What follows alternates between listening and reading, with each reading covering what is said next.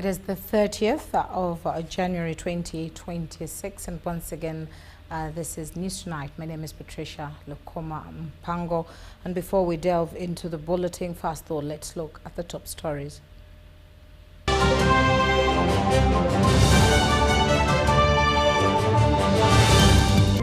Now, headlines tonight: 2025 PLE results released. Most candidates scored between 11 to 30 aggregates. Chief Justice Flavian Zager releases the Alternative Dispute Resolution Report 2025. Government receives 2.7 trillion shillings from Standard Chartered Bank to finance key infrastructural projects across the country. And then lastly, James Kirwa Dorin Chisang wins top prizes at Discovery Run Trail Race.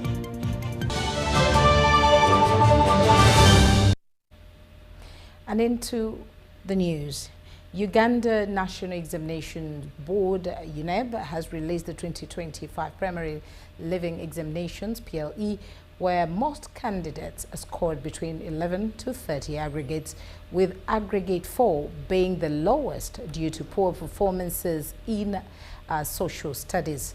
While releasing examinations, the Minister for Education and Sports, Janet Kataham Museveni, advised both educators and parents to embrace their respective roles in ensuring learners perform better in class. With those words, it is now my singular honor to release the 2025 Primary Living Examination results for public use, and I thank you all for listening to me here. Uganda National Examinations Board, UNEB, and the Ministry of Education and Sports have released the 2025 Primary Living Examinations.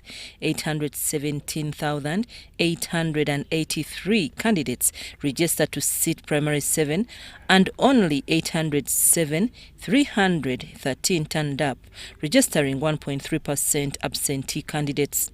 The statement of release also indicates that more females, 52.4%, sat for Primary 7 compared to males, who were 47.6%, which has been the trend in the recent years. In mastery of subject knowledge and skills to assess the candidate's proficiency level, UNEB reports that majority exhibited medium ability in all the 4 subjects. Whereas the medium ability level candidates can also remember or recall facts, they show an understanding of the facts, and they can apply some of the facts and concepts in a problem-solving situation.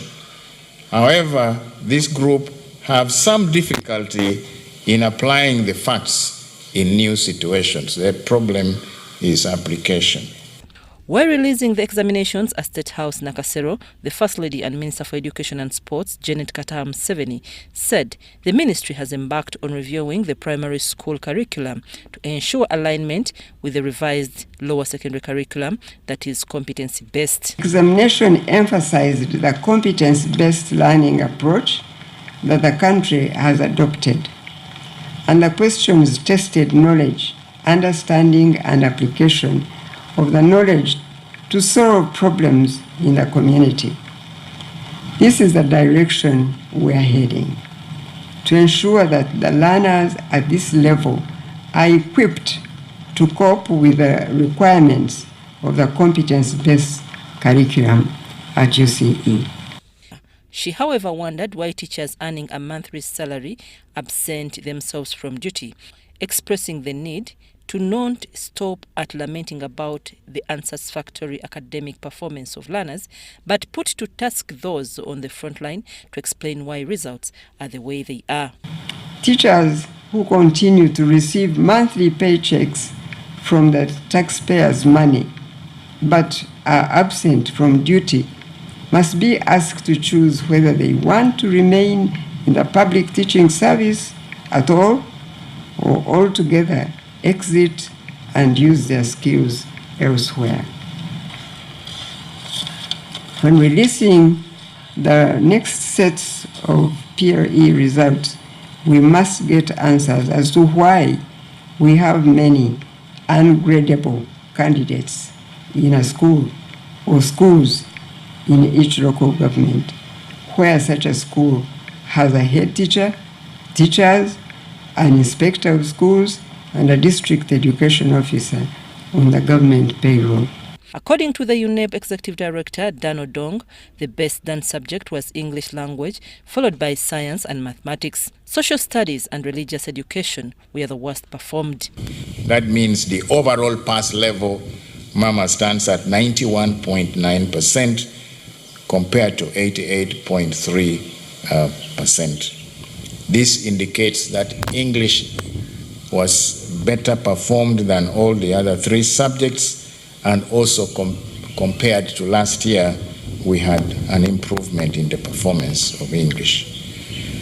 The reverse is true, Mama, for social studies, where at distinction 2 and above, we only have 3.3%, and that figure compares very unfavorably with 7.9% in the previous year. Female candidates performed better than their male counterparts in English language, but they outperformed females in the other three subjects. Uganda National Examinations Board reports that examination malpractice has taken a form where invigilators are bribed or threatened with physical harm by school directors and head teachers to allow teachers assist candidates directly in examination rooms. This desperation is being attributed to the desire for administrators to have their schools get many candidates passing with aggregate 4. This apparently is the gold standard by which parents rank schools. You will recall, Mama, that in 2021, the board presented to you a proposal to change the reporting of the results of PLE to get rid of the aggregates. UNEB will withhold the results of the affected candidates whose cases have been from the districts of Kisoro, Kampala, Mukono, Namutumba, Kasanda, Buyende and Kaliro, among others. I'm Nafka Farida and Abdunasir Wama in Kampala.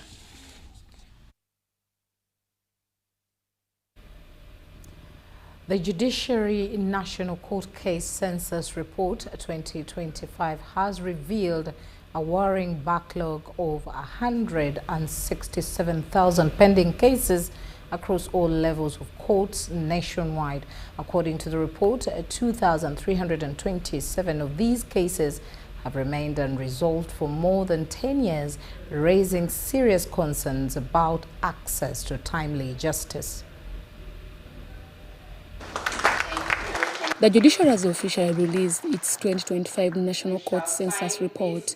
Pending civil cases are valued at approximately 14.2 trillion shillings. The High Court counts for the largest share, handling cases valued at 10.73 trillion shillings, while the Court of Appeal and Constitutional Court are jointly dealing with cases worth 3.36 trillion shillings.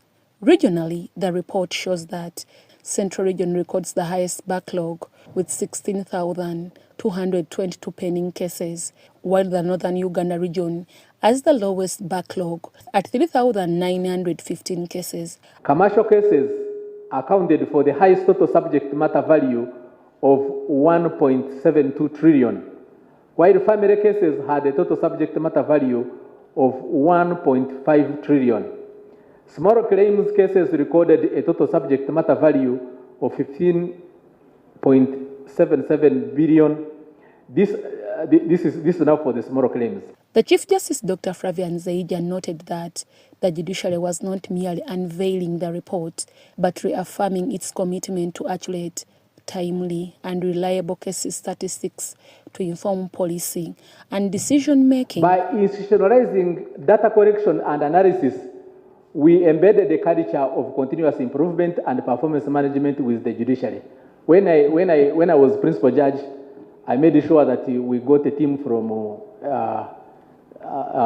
UBOS to be part of our team here, so they are very good at statistics. So now we can no longer complain that we don't have people that can measure this data. Chief Justice Zaija urged judicial officers to critically assess their individual performance using the presented figures.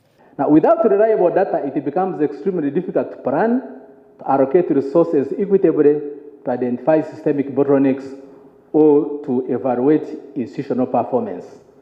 The Judicial National Court Census 2025 directly responds to this challenge. It represents a deliberate effort to move away from assumptions and anecdotal evidence and instead anchor judicial reforms on facts, statistics, and empirical analysis. Principal Judge Lady Justice Jane Francis Abodo said the census report will guide the prioritization of old and long-standing cases and targeted case backlog clearance initiatives across the country. Where, first of all, what cases do we have? What kind of cases do we have? It also tells us the age of the cases, how old are they? It also shows us where the delays are. Where do we plug the red flags? It also gives us where we should put focused intervention. With this, we are able to make informed decisions about workload management, about resource allocation, and also deployments. The launch was attended by Supreme Court justices, High Court judges, registrars, officials from the Inspectorate of Government, and representatives from various justice law and order institutions. Deborah Namamonde, Aisha Musanya, UBC News.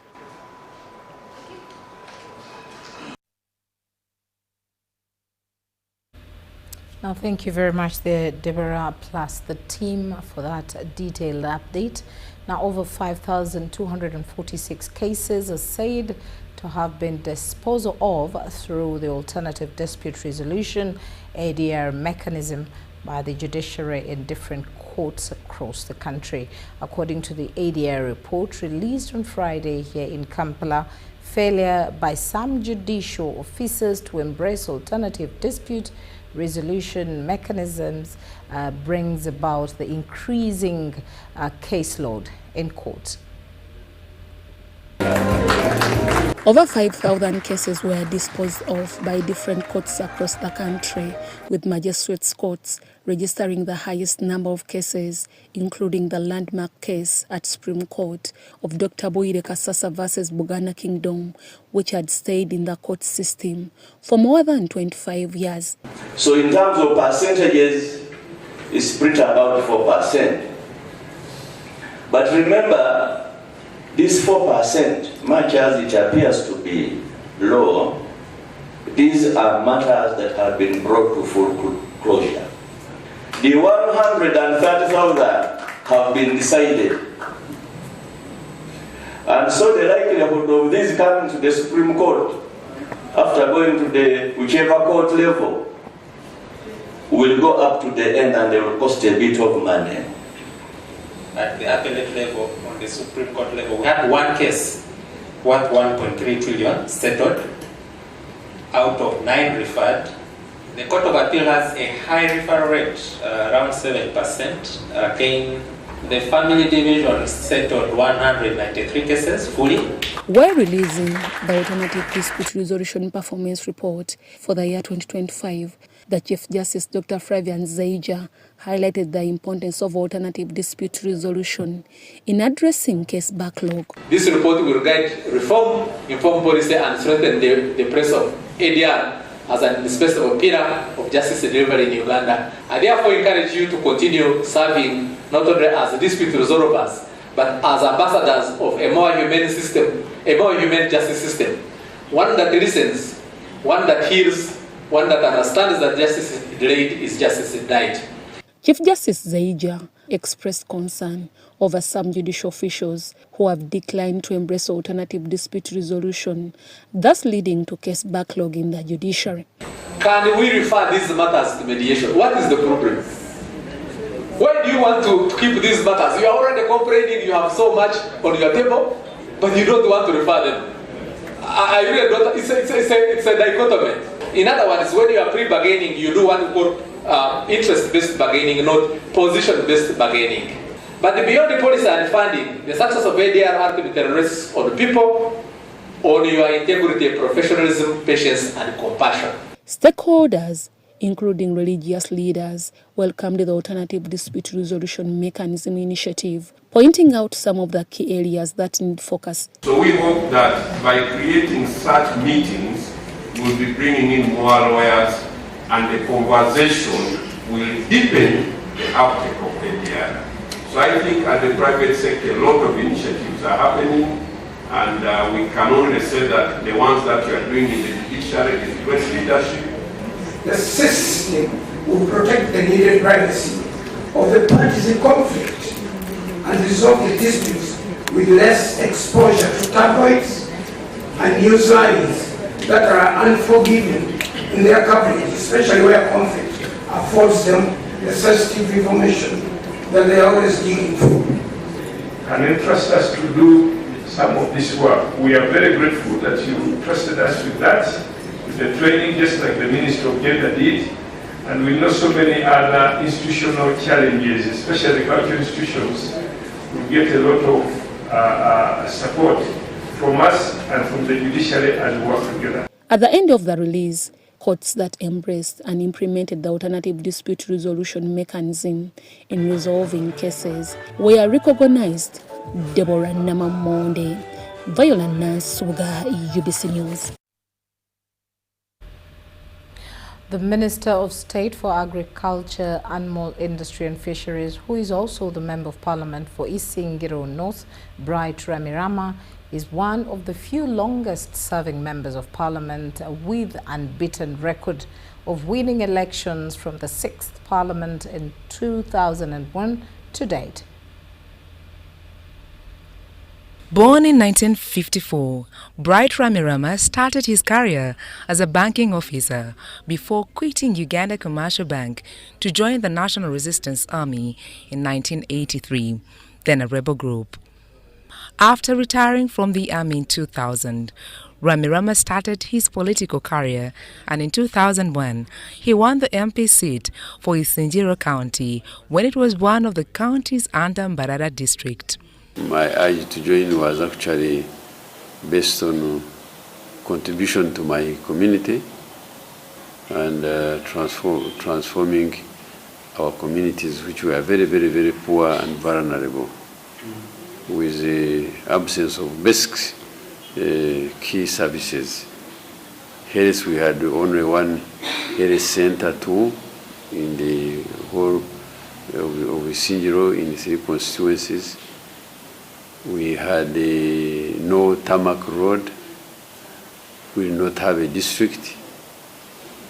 We had 2 miserable secondary schools that were politically started by UPC government. Since 2001, Ramirama has been winning that position every election cycle till date, making him one of the longest-serving members of Parliament. He attributes his 30 years unbeaten winning record to service delivery and living to the expectations of his voters. This is because you know what people want and you do it. People want to hear their member of parliament. People want you to be with them. People want to share your issues. The local leadership, it is collective responsibility. You must go and work with local leadership.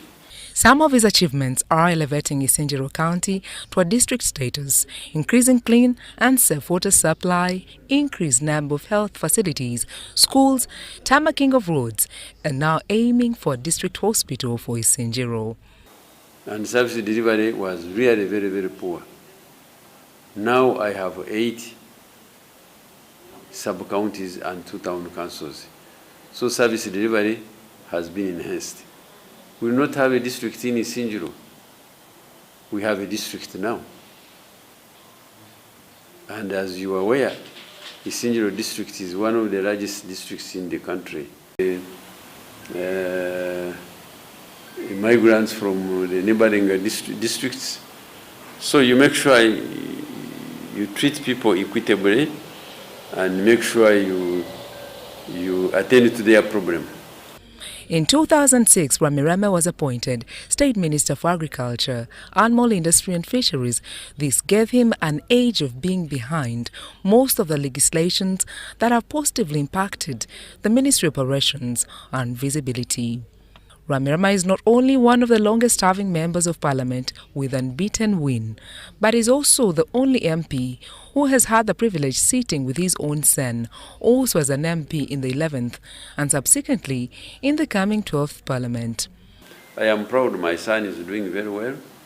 I would be very disappointed if he was not doing very well.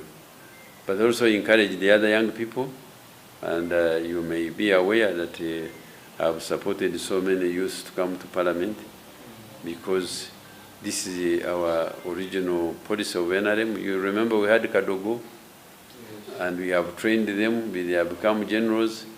They are now the leaders of the army. So it's good to have people who are taking over. Ramirama, however, decried the dropping quality debate on the floor of Parliament with majority MPs and research submissions characterized with poor command of the English language. Parliament is not where you go to jump on tables and abuse people. You have seen what is happening in Parliament. Once you become a member of Parliament, they honor you with the title of honorable. You are supposed to do everything honorably. But what you have seen is sometimes people shout at the speaker, they want to jump on the mess. So the recent scenario in Parliament is ugly. Some of us sometimes you feel ashamed to say you are a member of Parliament because in Parliament we are supposed to go and debate issues. When you lose, but you lose on a point. In the just concluded general elections, Bright Ramirama returned to Parliament as unopposed. If he is to contest again in 2031, he'll be serving 40 years of legislation and representation in Parliament.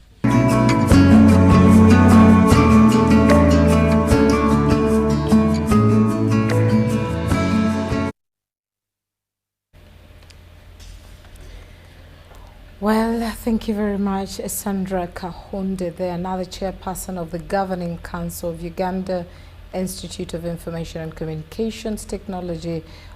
Dean Munene has revealed that the institute needs more funding from government to enhance innovations in the country. Mr. Munene revealed this during the oversight visit of the institute in Nakawa, focusing on the implementation of the augmented and virtual reality. Parliamentary Committee on ICT applauded Uganda Institute of Information and Communications Technology UICT for the innovation, but noticed need for the innovations to be promoted. To support, in any case, some of these innovations will help government in widening and increasing the tax revenue. For example, these ones of logistics, where if you have made payment, what is supposed to go for tax will definitely, the code will go to URA, and URA will know this company, somebody has used the transport like this, and this amount, this percentage of the tax is supposed to go to URA. So, but if there are gaps in policy, which we have now asked the Institute and also from the innovators themselves to tell us exactly in clear terms what challenges is making it difficult for them to commercialize their innovations. So that if there are issues of taxes, we discuss with the government. We have spent a lot of money incubating and creating these innovations. Then we can give them. However, the Institute addressed the challenges of limited funding that limit innovation in the country. That one is, all sectors of government require funding. For us, we try very hard where we can. We deal with development partners. Where we can, we engage people who are willing to work with us to support our agenda. But where we are unable to get fulfillment of our dreams, we of course rely on government to supplement and support us. As a committee, we have concluded, yes, it is true, we need to give them more money because the innovation hub, as you know, ICT is the way to go, and the upgrade of each and every thing needs to be upgraded each and every year. The Parliamentary Committee on ICT promised to discuss the issue in parliamentary sitting and see if more funds could be allocated in the next financial year. Government would need to give them some waivers as local innovations that have been developed by our own people, and we are commercializing it, and we give them time to build by waiving some taxes from them. If we can do to other companies from outside, what about our own people who have innovated what we need to use? I think that will be discussed. Charity Marion Imnat and Winnie Ainembabazi for UBC News. National Information Technology Authority, Uganda NITA-U, together with Uganda Broadcasting Corporation, UBC, have partnered to develop an e-service portal. The platform aims to provide easy access to government services, improve client retention, and increase brand visibility across the country. During the demonstration, stakeholders were shown how to navigate the portal, highlighting its user-friendly features and accessibility. The portal is expected to scale up services nationwide, making it easier for citizens to interact with the national broadcaster while informing government processes and issues. So this e-services portal is going to allow our clients to be able to access our services, for instance, book radio adverts, book TV adverts, and be able to register for carriage on the Signet DTT platform, including our new system that we have now, which is the direct-to-home television system. They'll be able to get onto the platform and put all their information and make their request and get the service that we want to give them 24/7. This partnership marks a significant step towards digitizing government services in Uganda. By leveraging technology, NITA Uganda and UBC aim to bridge the gap between citizens and government agencies, promoting transparency and accountability. Communication and ICT always work together. As you know, this is a digital age. For you to communicate much of anything that you do, you're using mainly internet, WhatsApp, phone call. All those are digital channels through which users can communicate. So our partnership is essential. It enables us to utilize technologies. The e-service portal is expected to go live soon, offering a range of services that will make it easier for citizens to access government services from the comfort of their homes. This is more likely to improve overall citizen satisfaction and increase engagement with government initiatives. Bridge the gap between the customers, the clients, and the UBC. It's going to ease in terms of advertising, in terms of reaching out to us, submitting in your queries, and also giving proposals to Uganda Broadcasting Corporation. The development of the portal demonstrates Uganda's commitment to embracing digital transformation and improving service delivery, while also generating income for the institution as the country continues to invest in ICT. When we do the UBC, where a client will log on, request for business, and pay for it online, we shall be reducing on leakages. Right now we are running manual systems where a client walks in. I'm talking about the media business, advertising, carriage, collocation, where our clients fall. So we normally run manual systems whereby any client can get a discount from anyone. So our e-system has actually picked our brands, it has picked our rate cards, and when you log on an e-system and transact on an e-system, then surely you will build what you're supposed to build and you will pay what you're supposed to pay. I'll be able to see who has paid in real time. When I do midday, I can in real time view how much money I have made. The demonstration of the UBC e-service portal is anticipated to have a positive impact on the country's economy, making it easier for business and individuals to access government services and contribute to national development. As we move on to the next level of the economic development, how is it going to help us as UBC? We are going to be able to collect more revenue, reduce on leakages, and definitely we shall contribute to the economy by paying more taxes. This partnership is a big step towards digitizing government services and institutions by promoting transparency, accountability, and bridging the gap between the citizens and the government. Nals Bawini, reporting for UBC.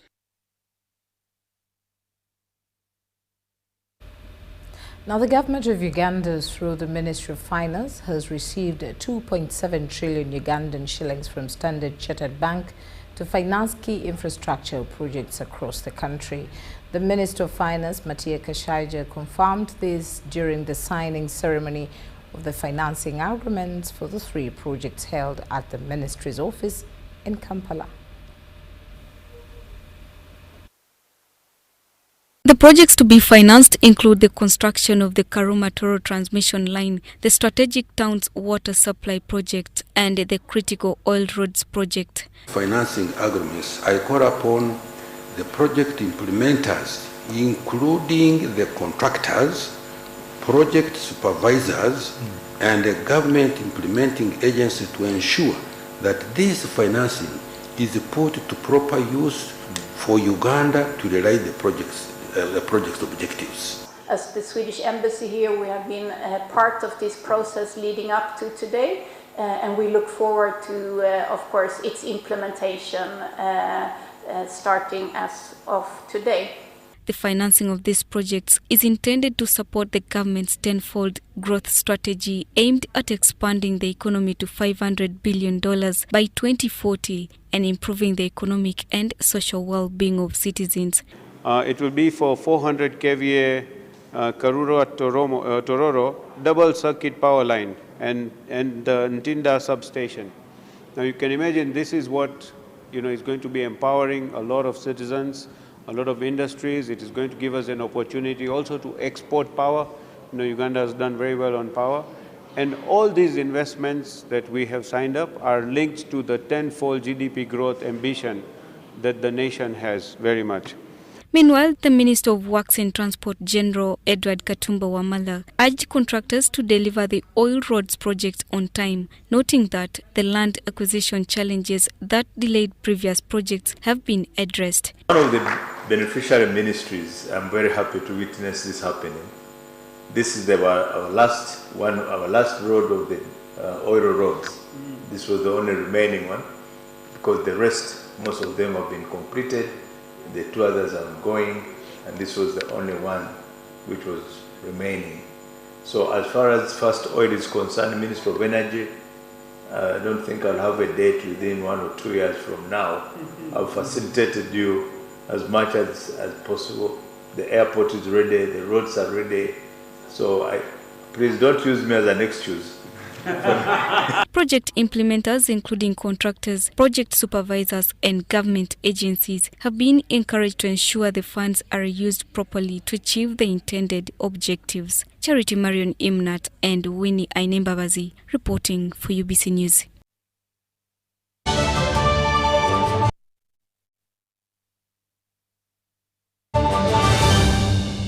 So, Muchara. Yes, Daddy. You know the children are going back to school and things are a bit tight. For now, why don't you take half of the fees to junior school, and for the school van contribution, we shall pay later. Daddy, why don't we pay using MTN Momo, where we stand a chance of winning school fees for a whole year and more? By the way, you can also apply for a school fees loan, and also participating schools can win a school van. That's right! Win school fees for a whole year and more. Get Momo goodies and a school van for participating schools. You can also apply for a school fees loan. Simply dial *165 *80# or use the Momo app.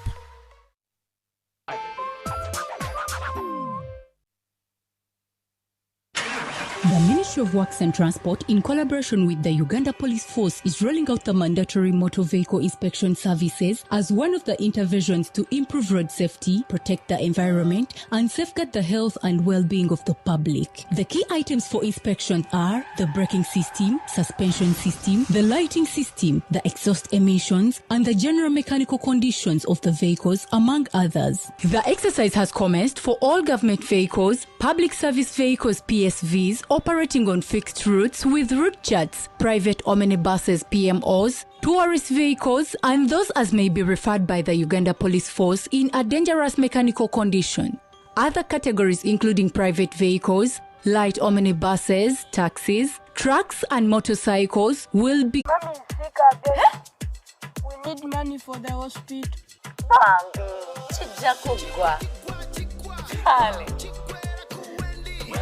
Chigwa, chigwa, chigwa. Chigwera kuwendi. From your hands abroad to their hearts at home, send and receive money with Wendy in partnership with Western Union. Download the Wendy app on Google Play or App Store or dial *229# to send, receive, and pay your bills at the lowest cost. Happy birthday to you, Mommy. Wendy Wonawoli. This is our home, our land, our Uganda. From the rolling hills to the busy streets, from the farmers in the fields to the students in classrooms, we are one people. Elections are a time to choose our leaders, not to fight our brothers and sisters. When violence enters the ballot box, the future of our country is wounded. But when peace leads the way, our nation grows stronger.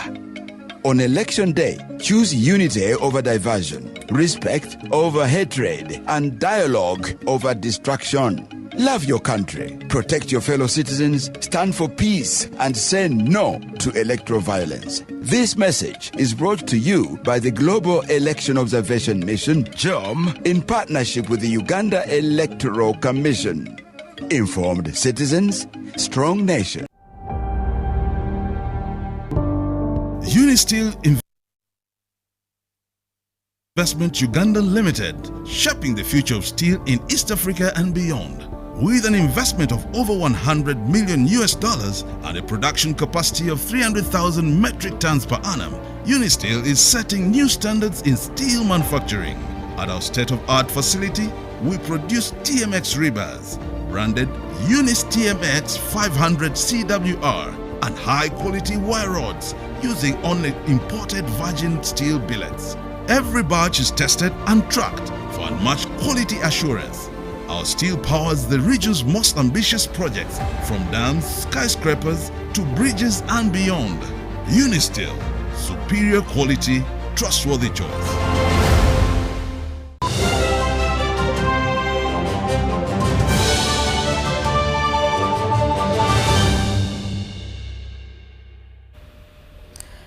Well, 41 minutes past 8 o'clock, and News Tonight continues. In our next segment, the National Water and Sewerage Corporation has announced changes in its board leadership, with Professor Henry Arinetwe named the new board chairperson, replacing Engineer Badiru Chigundo. Let's hear more from Sudat Kaye. Professor Henry Arinetwe is expected to officially assume office in August, marking a transition in leadership as the corporation continues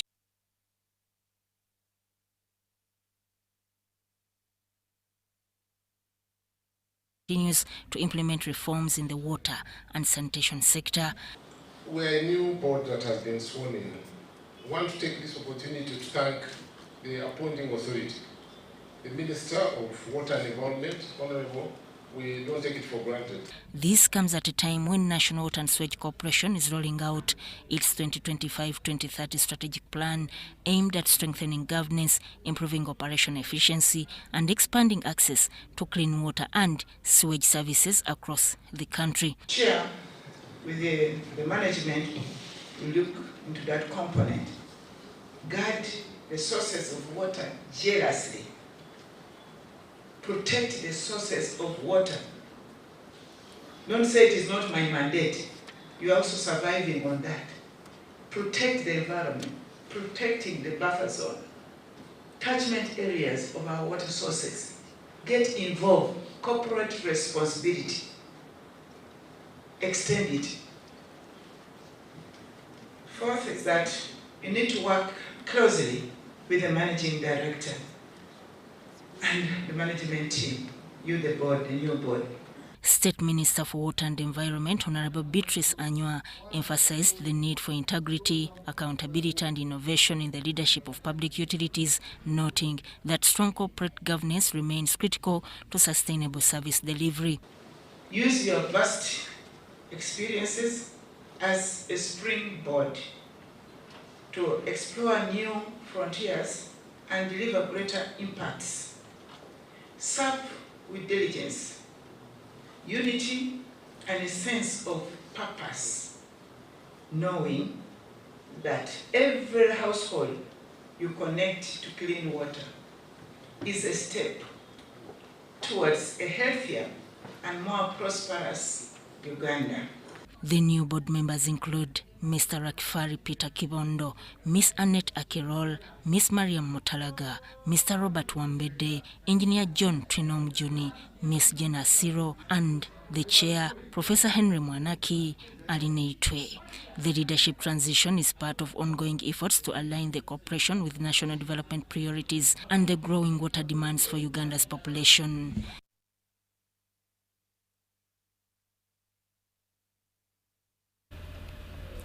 The National Drug Authority, NDA, has advised the Allied Health Professionals Council to cease the ongoing exercise of registration and licensing of drug shops for dispensers who wish to engage in drug private practice.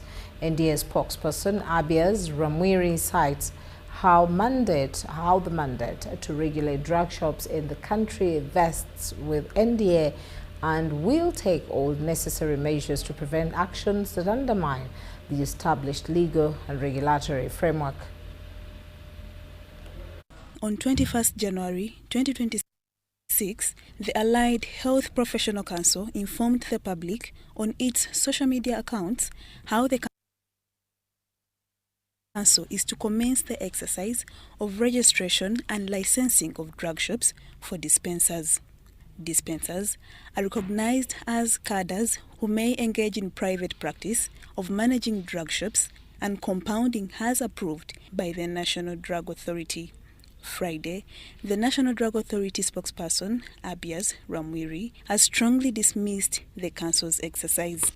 As National Drug Authority, we would like to clarify that it is the sole mandate as a statutory agency under the Ugandan rules to license entities engaged in the retail sale of drugs to the public, including drug shops. They must be dealing with ethics. They are not the only professional council. We have the Uganda Pharmaceutical Society of Uganda. They are not the ones who are regulating pharmacies. They are not the ones who are issuing licenses. So it's as that plain. National Drug Authority cites how the regulation by the Allied Health Professional Council leads to increased unsafe and poor quality drugs to the population.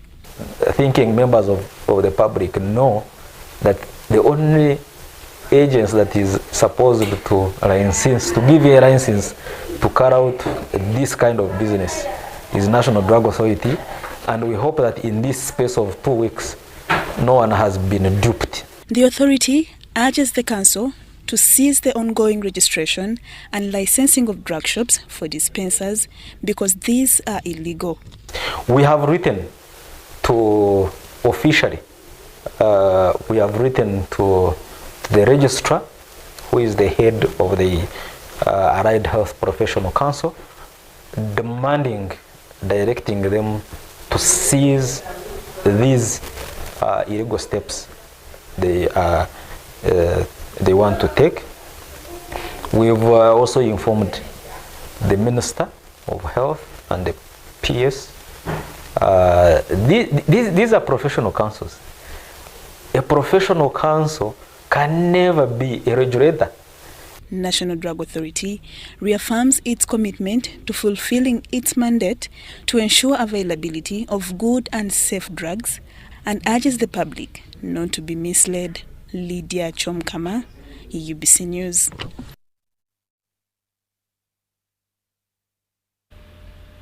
Well, thank you very much there, Lydia Chomkama. Now, following the official release of the 2025 PLE results by the Minister of Education and Sports, Janet Kataham-Seveni. Our reporters visited several schools where expectations and anxiety reigned supreme as news of the results came through. At Kampala City Grammar Nursery Day and Boarding Primary School Mutundwe, the school management and candidates gathered to celebrate the great academic performance.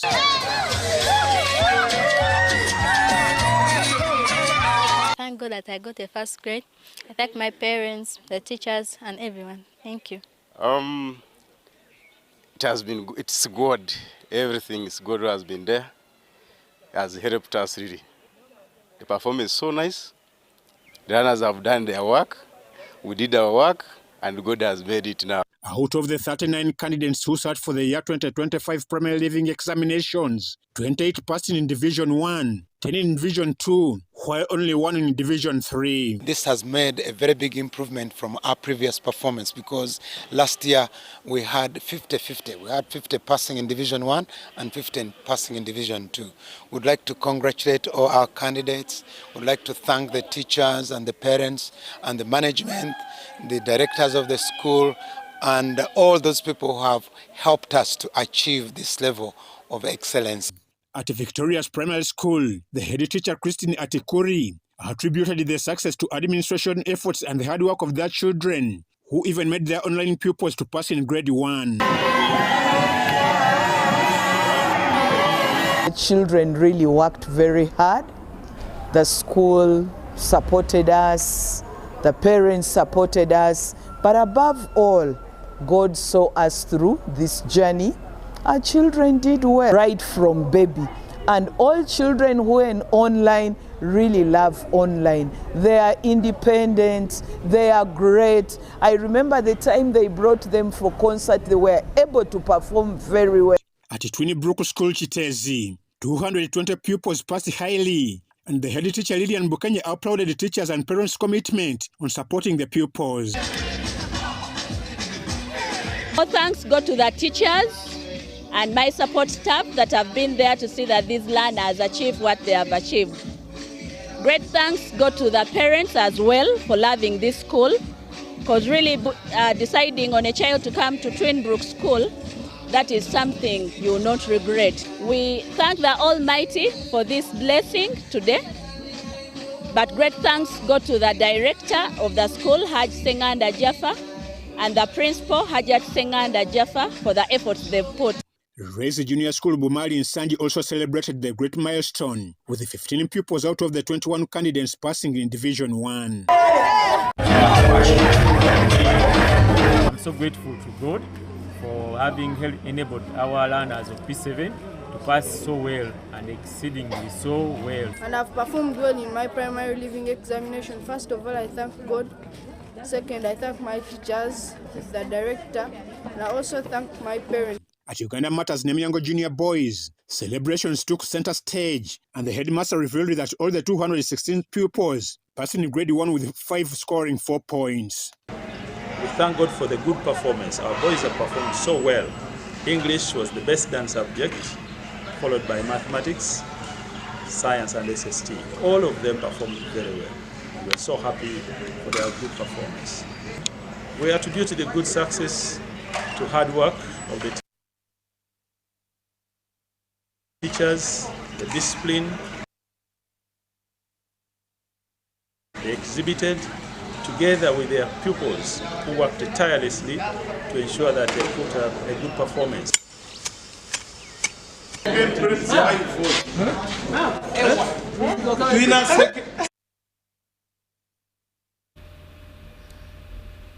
Quite some jubilation. There are now more than 600 residents of Kabalagala, Chikuba Mutwe slum have accessed free medical services during a community medical camp. The initiative, organized by Rafa Medical and Dental Services, highlighted the severe lack of affordable health care in the area. Mtwe is largely made up of low-income earners whose health-seeking behavior remains poor due to financial constraints. Many residents rely on painkillers and basic clinical drugs as their only form of treatment. People die really. They don't see it necessarily. Some fear to go to hospitals. They think they don't have money. They fear to know their statuses especially. And you know, being in the slum, they are sex workers, so they are infecting more people. Endwadde buli omu avudde gy'avudde aleeta endwadde ye. Mulimu abakolola, mulimu abalina akawuka nga alina gye yaveeyo n'ava ku ddagala. Bw'atuuka muno yefuula okuba nti no ki takalina. Olaba bw'asiiga buli omu. The area chairman noted that government health facilities are located far from the community and most residents cannot afford transport to access them. Abantu bangi tebeefaako okuza kufuna service bw'arwala beeraawo kubanga batalina ssente zimutwala. Abeera abandi ne bafa abwa service obutabeera nayo. Batono nnyo nga bw'otulaba, batono nnyo abeesobola okuyiza omunaako okugenda mu madwaliro agaga kiriniki.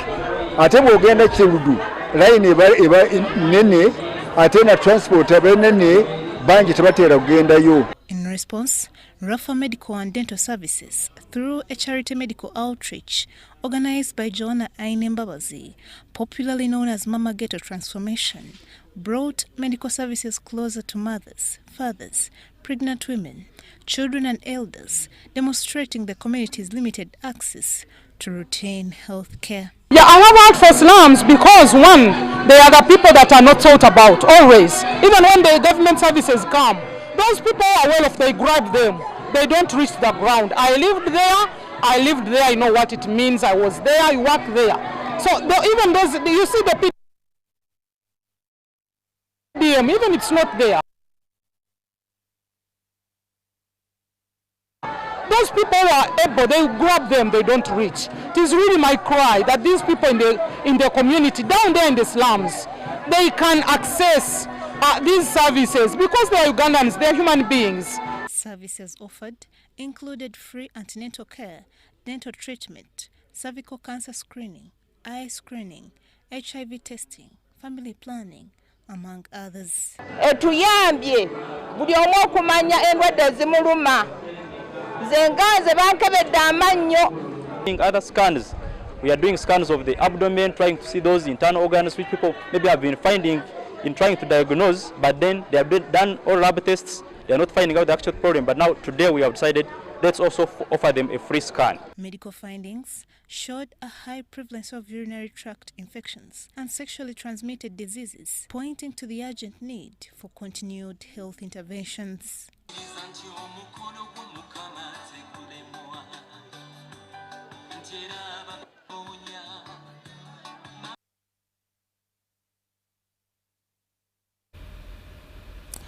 And relatedly, over 1,000 residents of Bugweri district in Busoga sub-region have benefited from a free medical outreach organized by Rotary Club of Kampala South in partnership with other Rotary clubs and health partners through Kitakule Foundation in Busesa, Bugweri. The annual health camp was held at Busesa Primary School. Born in Busesa and actually went to Busesa Primary School. Happy that people have answered our call where we come here to support and do a family health day and help and support people. We're doing all kinds of services, right from eye clinic, maternal clinic, and also in addition we've done financial literacy. So I'm happy that a lot of partners have joined us, ASA, C-Care, Case Clinic, and then also we have other clubs that have also joined us to make sure that we make a difference in this community. Serving as a permanent secretary, I'm serving the citizens of this country, serving the public, and in that itself, I'm still doing service of myself as a Rotary. However, because I needed to balance the time between my role as a PS, that Rotary has covered. So today, over 300 people from the Busesa community have been impacted. When we say Rotary Eyamba, this is what we exactly do. We identify problems that affect communities and we come and solve those. Basically, what we're doing is general eye care service, going through full assessment for the patients and the community here in Busesa to see that we can address some of the blind causing challenges that they might be having and all the other challenges that they are having concerning eye care. Donating sanitary pads to our girls, extending mama kits to the expectant mothers, and offering consumables to the orphanage. So, Muchala. Yes, Daddy. You know the children are going back to school and things are a bit tight. Huh? For now, why don't you take half of the fees to junior school, and for the school van contribution, we shall pay later. Huh? Daddy, why don't we pay using MTN Momo, where we stand a chance of winning school fees for a whole year and more? By the way, you can also apply for a school fees loan, and also participating schools can win a school van. That's right! Win school fees for a whole year and more. Get Momo goodies and a school van for participating schools. You can also apply for a school fees loan. Simply dial *165 *80# or use the Momo app.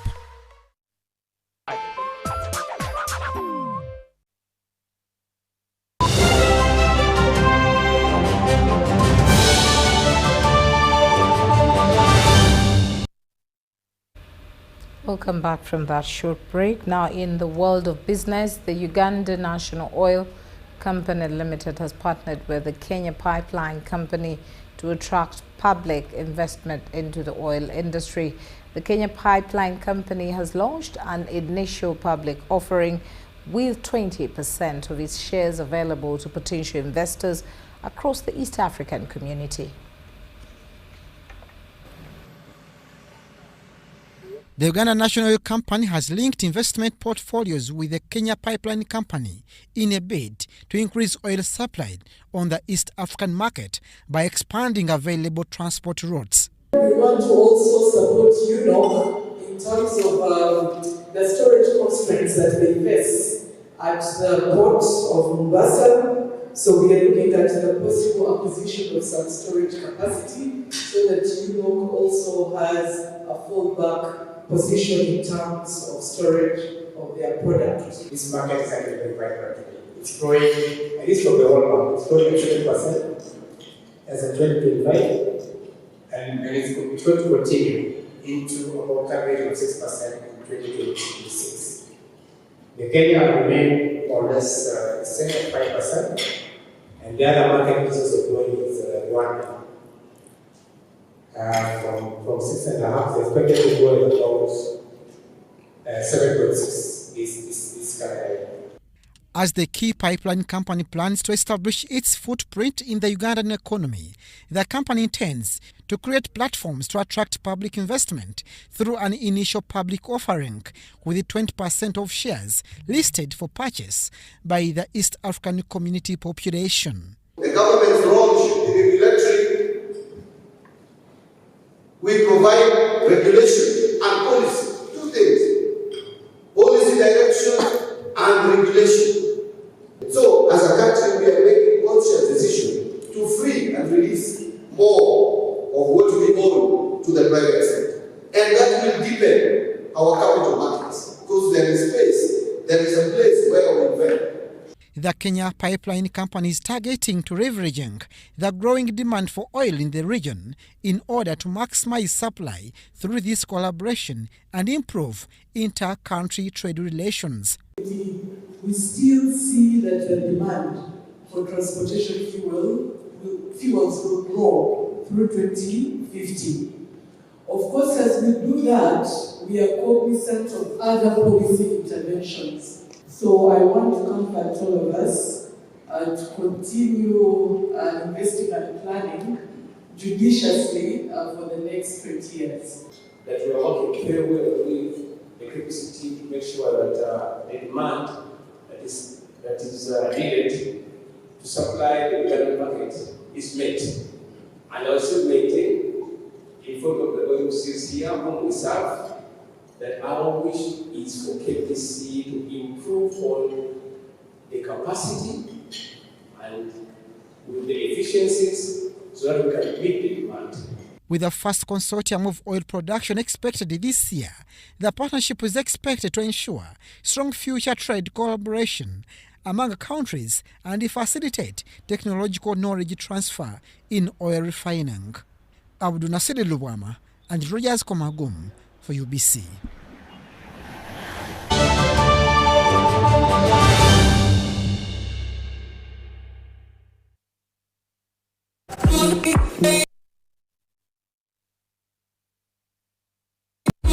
When you want to relax your body and refresh your mind, welcome to Hotel La Confidential, Aroa's premier destination for luxury and comfort. The only hotel in Aroa City offering a serene atmosphere, breathtaking scenery. Come and discover our exclusive wellness club with packages that include a fully equipped gym, a rejuvenating sauna, steam bath, and a great sky blue swimming pool. For events, our state-of-art conference halls and versatile event spaces are perfect for hosting shows, wedding receptions, birthdays, and more. Come and enjoy our cinema hall and unisex saloon, all designed to meet your entertainment and grooming needs. Bring your family and let your kids splash around in our beautiful kids water park. We are located on Aroa Pakwachi Highway in the heart of Aroa City. Don't wait. Visit us on www.hotelconfidential.com or call us on 0761 688 181.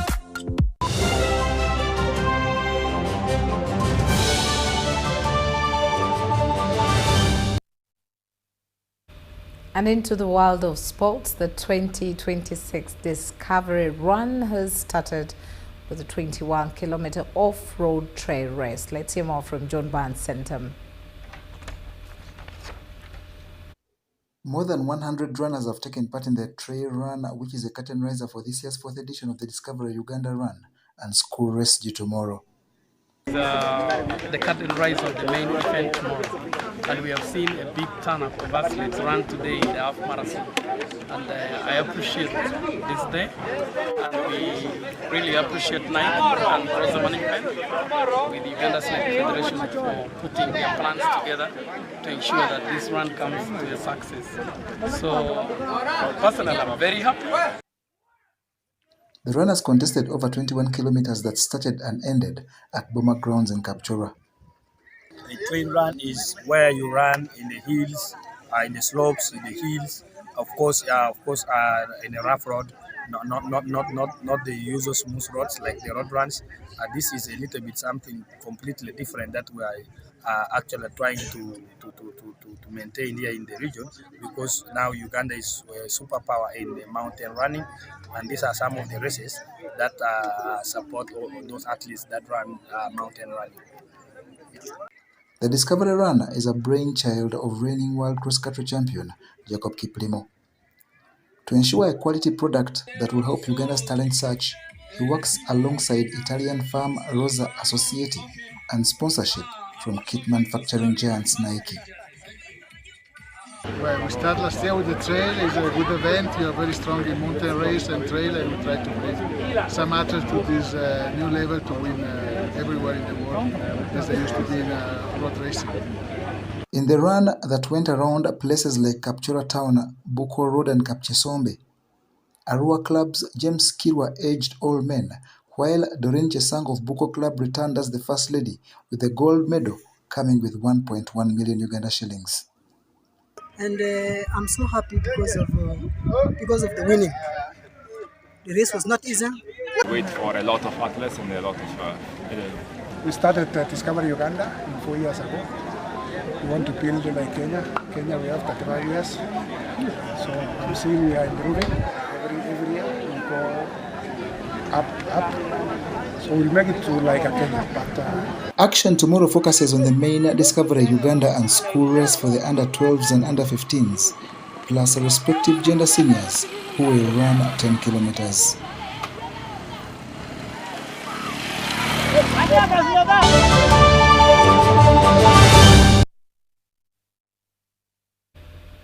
And that's all we had time for. Well, it's always a pleasure allowing us into your space. My name is Patricia Lukoma. Let's meet again at 10 o'clock. Bye-bye.